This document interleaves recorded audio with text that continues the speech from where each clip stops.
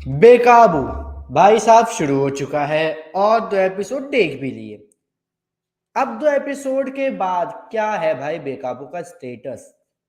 कितना अच्छा है, कितना खराब है, स्टोरी में कितनी जान है, एक्टर्स सही चुने हैं, क्या एक्टर्स की परफॉर्मेंस अच्छी है या नहीं भाई, इन सबको लेकर मैं आज अपने इस रिव्यू में, इस वीडियो में बात करने वाला हूँ। काफी लोग बोलेंगे भाई कल का एपिसोड क्यों नहीं रिव्यू किया, क्योंकि मेरा कल दिमाग खराब हो गया था।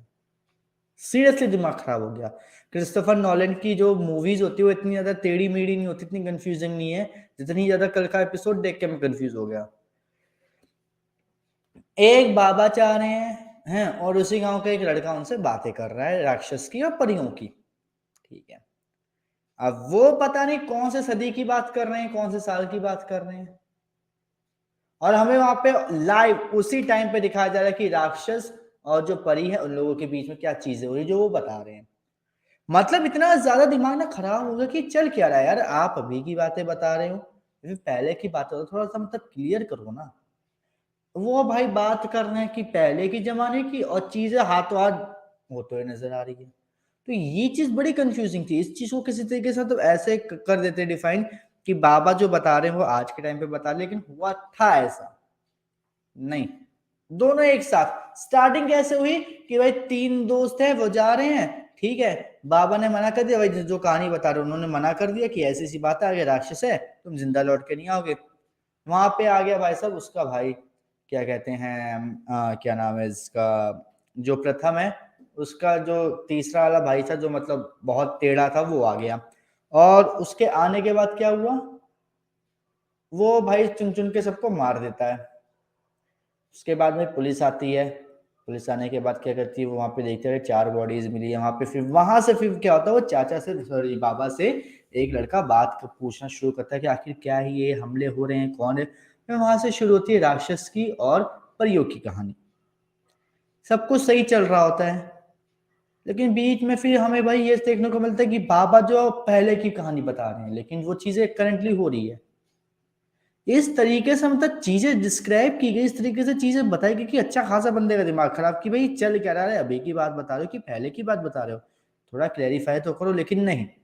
और मैंने इसी वजह से मैंने कल के एपिसोड का रिव्यू नहीं मारा, क्योंकि मैं आज वेट करना चाहता कि आज भाई शायद वो क्लैरिफाई हो जाए कि भाई ये जो कहानी थी वो पहले हो चुकी है या उसी टाइम चल रही है प्रेजेंट में उनके साथ साथ। लेकिन भाई नहीं हुआ क्लैरिफाई, बल्कि ये समझ में आया कि जो दादा कहानी बता रहे हैं वो हाथों हाथ दूसरी साइड घट रही है। जैसे मैं बोल रहा हूँ कि मेरे घर से अभी एक बाइक निकल गई और सामने जाके वो गिर गई, मैं यहाँ पे बोल रहा हूँ सामने वो चीज हो गई, तो ऐसी चीज है वो मेरे दिमाग में बिल्कुल समझ में नहीं कि इसका सेंस क्या बनता है यार। लिटरली बिल्कुल भी इस बात को कोई सेंस नहीं था, लेकिन चलो भाई झिला दिया। अब वो चीज ऐसे भूल ही गए, क्योंकि मेन वो चीज ये थी कि एक भाई परी है, ठीक है, एक राक्षस है, उन दोनों को प्यार हो जाता है। लेकिन उसी राक्षस का भाई जो है उससे परी वो उससे प्यार होता है परी को, और परी उस राक्षस के मतलब जो राक्षस होता है उसके प्यार में पड़ जाती है। अब यहाँ पे दोनों राक्षस भाइयों को ये नहीं पता होता कि वो जो लड़की है वो परी है। यहाँ पे आती हैं उन भाइयों की बहन, जो दोनों के कान भरती है कि भाई साहब देखो कि जो तुम्हारे जिस लड़की से तुम्हारा भाई प्यार करता है वो एक परी है।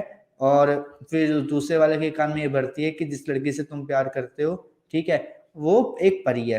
फिर इसके बीच में दोनों के बीच में लड़ाई झगड़े होते हैं, मतलब पहले तो परी के साथ लड़ाई होता है और लड़ाई झगड़ा होता है, ठीक है, थोड़ा बहुत तो वही कहा सुनी टाइप की। और फिर उसके बाद को दोनों भाई एक दूसरे से भिड़ते हैं। अब भाई ये सब चीजें तो हो रही होती है, लेकिन इसी बीच हमें पता चलता है कि उन जो राक्षस जो राक्षस है उनके पापा क्या कर रहे हैं, एक मतलब जाप कर रहे हैं, या फिर ये कहें कि भाई मतलब एक ध्यान कर रहे हैं ताकि उन्हें एक 80 अस्त्र मिल जाए। अब 80 अस्त्र क्या था, उसमें ये होता है कि वो ये अस्त्र मिलने के बाद क्या होता है कि जो राक्षस है वो धरती पर आ सकते हैं, जा सकते हैं बिना किसी दिक्कत के, और कोई नहीं रोक सकता उन्हें। लेकिन जब ये दो भाई लड़ रहे होते हैं राक्षस भाई, तभी उनका जो वो ध्यान होता है वो टूट जाता है और वो उठ जाते हैं अपने ध्यान से, और इन दोनों के भाइयों के बीच में जो टकरार होती है वहीं पर ही खत्म हो जाती है। और फिर इन्हें समझ में आता है कि नहीं भाई वो परी है जिसने सारा बवाल क्रिएट किया है। अब भाई जो बड़ा भाई था, ठीक है, जिसको सबसे पहले जिससे जिसके प्यार में वो परी पड़ जाती है, वो क्या करते हैं, उस परी की शादी में चला जाता है और जिससे शादी होने वाली होती है उसकी जगह लेकर उसका सुहागरात बना लेता है। ये देख के परी को गुस्सा आ जाता है, उसको चक्कू मारती है, उसको श्राप दे देती है, जिसका तुमने अभिमान तोड़ा है, ठीक है, अब वही तुम्हें मारेगी। और राक्षस नहीं मर सकते, वो सिर्फ दफन होंगे, ठीक है, वो सड़ जाएंगे, गल जाएंगे, लेकिन मर नहीं सकते।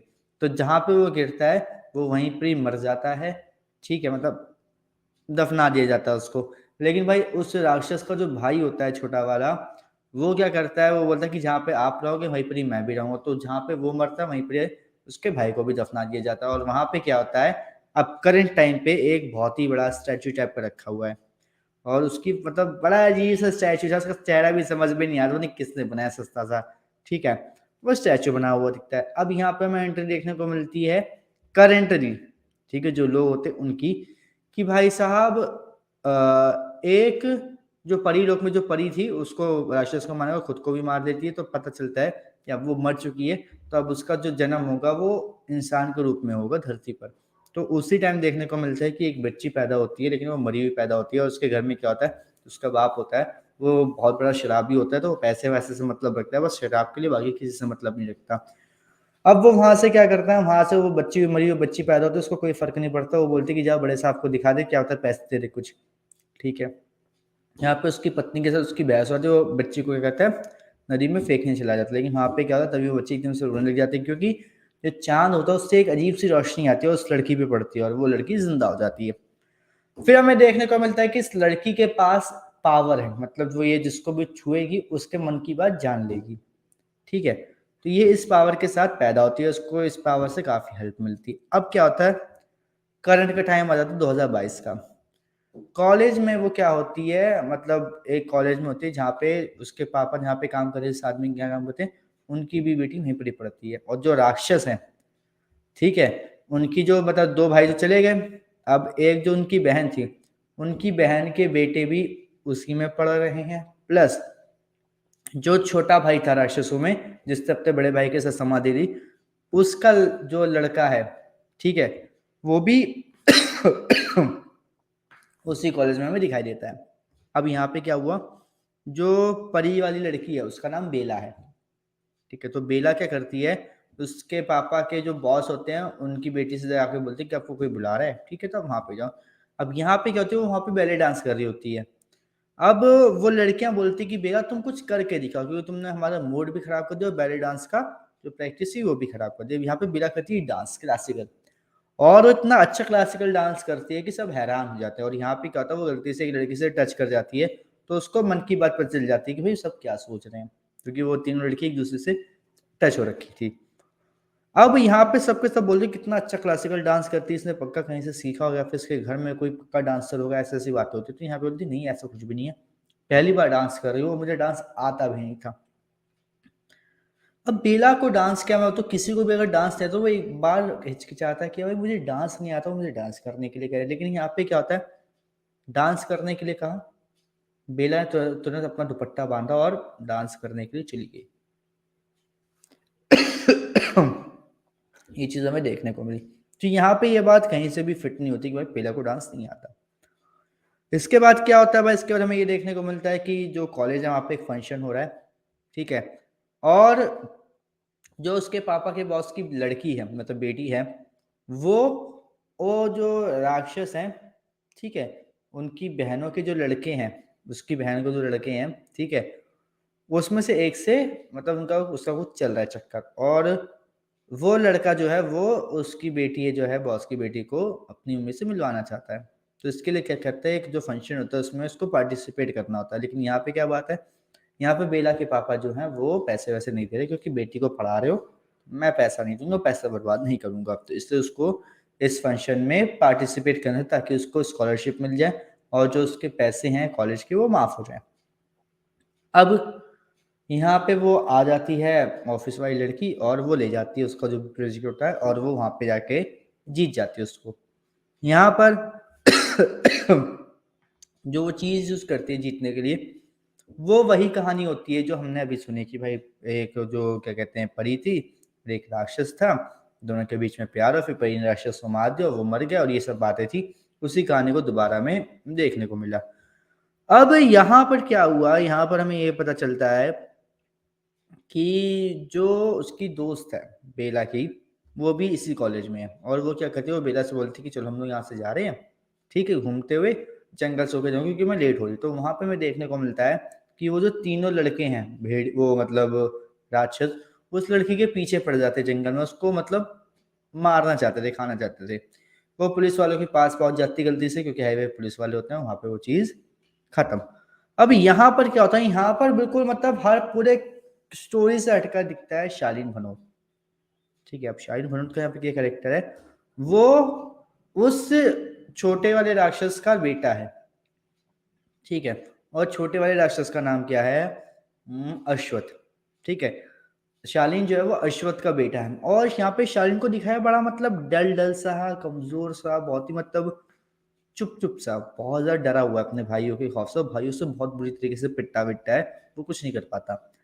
यहाँ पे शालीन की का जो हमें स्टार्टिंग देखने को मिलती है, ऐसे देखने को मिलती है कि जो हमारी जो राक्षसी बहन है, वो कॉलेज में आ रही होती है एज अ चीफ गेस्ट, लेकिन वहाँ पे एक ट्रक खड़ा होता है, तो वो ट्रक को हटाने नहीं देता, क्योंकि नीचे जो वो है बिल्ली, उसके उसने अभी बच्चों को जन्म दिया है, तो इसलिए वो हटा नहीं देता, वरना वो जो बच्चे हैं वो मर जाएंगे। अब इस बात को ना मतलब बहुत आसानी से, बहुत ही मतलब बच्चों वाली हरकतें करते हुए वो हमें देखने को मिलता है। और फिर हमें देखने को मिलता है कि जो शालीन है वो भी उसी लड़की को पसंद करता है जिसको वो क्या कहते हैं, एक राक्षस अपनी अम्मी से मिलवाने के लिए कह रहा होता है। अब इसके बाद हमें देखने को मिलता है कि तीनों राक्षस भाई मिलकर शालीन को मार रहे हैं, क्योंकि शालीन जो है उसने राक्षस जो राक्षसी बहन है ना, उसकी गाड़ी को आने नहीं दिया था गेट तक, इसलिए।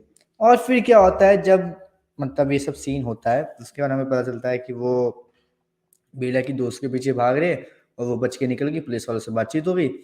तो उसके बाद हमें देखने को मिलता है कि वो लोग घर गए, और घर में क्या होता है, जो उसकी उनकी मम्मी है, उनकी मम्मी सॉरी, वो उन तीनों की क्लास लगाती है, तुमने ऐसा क्यों किया, मतलब उसको क्यों मारा माहिर को।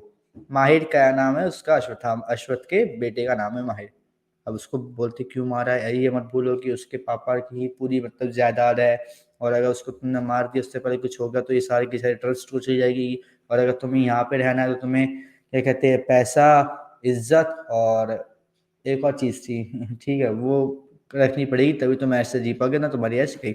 और फिर वे बोलते कि अगर कोई बड़ी चीज हो, कोई बड़ा कांड हो, तब तुम उसको बोलना, मारना, वरना ऐसे मत बोलो, क्योंकि भूलो मत कि वो जो राक्षस है, ठीक है, वो मेरे बड़े भाई का वो है, ठीक है, उसका खून है उसके अंदर, और वो बहुत ज्यादा स्ट्रांग होगा, तो ये संभल के रखना कि उसका जो ये राक्षस वाला रूप है वो कभी उभर के ना आए सामने। अब इसके बाद हमें दूसरी तरफ ये देखने को मिलता है कि वो जो लड़की है, वो जो बोल रही थी कि वो राक्षस है, तीन लोग मेरे पीछे पड़े थे, वो वीडियोस को देखने को मिल जाती है राक्षसी बहन को। और यहाँ पे वो गुस्से में होकर बोलती कि मैं तुम्हें हमेशा बोले शिकार करना तो पूरा करो, आधा अधूरा मत छोड़ो, ठीक है। और यहाँ पे वो गुस्से में बोलती कि मुझे पता है तुम्हें बहुत ज्यादा प्यास लगती है इंसानी खून की, लेकिन अब ऐसा नहीं होगा, तुम करोगे तो प्रॉपर करोगे, वरना मत करो, सिंपल सी बात है। और बात वहां पे खत्म करके रफा रफा करके वो वहां पे मतलब कर रही थी। तभी क्या होता है, जो राक्षस है, ठीक है, लेडी राक्षस, उसके हस्बैंड आ जाते हैं, और अपने पापा को देख के वो तीनों भाग जाते हैं वहां से। अब लेडी राक्षस और उस इंसान जो है, जो मतलब उसका पति भी है, उसके बीच में ये पता चलता है कि भाई जो माहिर है, वो अपने पापा मतलब अश्वत्थ और अपने चाचा यानी कि जो प्रथम है, उसका खून लेके पैदा हुआ है, और अगर वो अपने जो राक्षसी रूप है जल्द से जल्द जगा लेता, तो उससे ज्यादा खतरनाक कोई नहीं हो सकता। प्लस हमें ये भी पता चलता है वो इंसानी मानुष से, ठीक है, कि जो असली अस्त्र था वो या तो उसके पापा को, मतलब जो लेडी अच्छे से उसके पापा को, या फिर उसके दोनों भाई प्रथम और अश्वत्थ को मिलेगा, और उसको नहीं मिलेगा तो फिर अब माहिर को मिलेगा, बस सिंपल सा। और उसके अलावा किसी को नहीं मिल सकता असली अस्त्र। और यहाँ पे ये जो चीज़ है बहुत बड़ा रेवोल्यूशन है, बहुत ज्यादा, क्योंकि ये साफ साफ समझ में आ रहा है कि ये जो कहानी चलेगी अब फिर से अस्सी अस्त्र के आसपास चलेगी। अब यहाँ पर हमें देखने को मिलता है जो हमारी शालीन बनोत का जो माहिर कैरेक्टर है, वो अपने पापा के स्टैचू के नीचे बैठा, वहीं पे थोड़ी सी दूर बेला बैठी हुई, दोनों अपने अपने गम में खोए होते हैं। माहिर को लगता है कि भाई बताओ, मेरे भाई इतना पीटते हैं, मेरे साथ कोई है नहीं, और बेला को लगता है मैंने अपनी मम्मी के लिए मतलब जो कंपटीशन था इसमें ज्वाइन करना था ताकि फीस जो है माफ़ हो जाए स्कॉलरशिप के थ्रू, वो नहीं हो पाई। अब मैं क्या खाऊंगी, घर पे क्या खाऊंगी, और वो अपने मतलब दुख में रो रहा होता है माहिर। एंड सीरियसली भाई कहानी जो है वो मुझे काफ़ी ज़्यादा इंटरेस्टिंग लग रही है, ठीक है, लेकिन अब आने वाले एपिसोड में क्या कहानी इसी तरीके से इंटरेस्ट बना के रख पाएगी या नहीं रख पाएगी, वो देखना कुछ ज़्यादा मतलब इम्पोर्टेंट होने वाला है। क्योंकि भाई काफ़ी ऐसे जो स्टोरीज होती है, सीरियल्स होते हैं, स्टार्टिंग बहुत अच्छा चलता है लेकिन बीच में वो एकदम से डाउन हो जाते हैं। तो इस तरीके से डाउनफॉल ना हो, थोड़ा सा अच्छे तरीके से अपनी कहानी को मेंटेन करके रखे तो ये शो पक्का टीआरपी में सबसे आगे होने वाला है, इस बात की गारंटी मेरी है। नहीं अच्छा बना पाया, कुछ गड़बड़ वड़बड़ हुई तो लटक सकता है ये शो। बाकी भाई एपिसोड की बात करूँ तो एपिसोड सही था, रन भी ठीक थी। 45 मिनट तक का खींच के ले गए तो मेरे अकॉर्डिंग इतना है नहीं, 30 मिनट का पोटेंशियल है उसको, तो 30 मिनट तक खींच के चलो। 30 से ज़्यादा खींचेगा तो एपिसोड थोड़ा सा मतलब बोरिंग हो जाएगा आगे चल के, उसको थोड़ा संभाल के चलो। बाकी वीएफएक्स जो ग्राफिक्स है सब बढ़िया चल रहा है फिलहाल। बाकी भाई अब आने वाले एपिसोड्स में देखते हैं कितना अच्छा है कितना अच्छा है। लेकिन आपको आज का एपिसोड कैसा लगा कमेंट करके जरूर बताओ। इसी तरीके की अपडेट से जुड़े रहने के लिए हमारे चैनल को सब्सक्राइब कर लीजिए, बेल आइकन को दबा लीजिए ताकि आपसे मिस ना हो हमारा कोई भी लेटेस्ट अपडेट।